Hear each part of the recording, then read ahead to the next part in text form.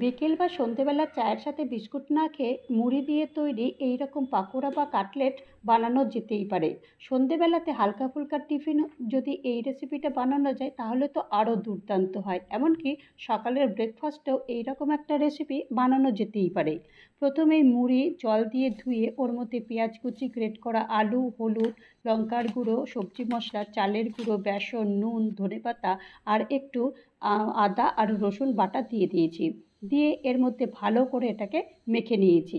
মেখে নেওয়ার পর এর থেকেই গোল গোল করে চ্যাপ্টা মতো করে বানিয়ে নিয়েছি। বানিয়ে নেওয়ার পর তারপরে এটা বেশ একটু ডিপ তেলে এরকম ভেজে নিয়েছি। আর অনেকে যদি এই ডিপ তেলে পছন্দ না করো তাহলে একটু কম তেলেও এটা চাটুতে বসিয়ে এরকম করেও ভাজা যায়। এগুলো ওই ওরকমভাবে ভাজলেও কিন্তু বেশ ভালোই লাগে। তো এখন এরকম এগুলো ভেজে নিয়েছি। ভেজে নিয়ে আমি প্লেটে দেখছি কতটা, দেখো মচমচে হয়েছে, যে কীরকম আওয়াজ শুনেই বোঝা যাচ্ছে কতটা মচমচে হয়েছে। আর এগুলো বানিয়ে যখন আমি সবাইকে আমার পরিবারে দিলাম তখন ওরা সবাই প্রত্যেকে বলেছে, বাহ, এটা কি বানিয়েছো, দারুণ হয়েছে, তো দুর্দান্ত রেসিপি।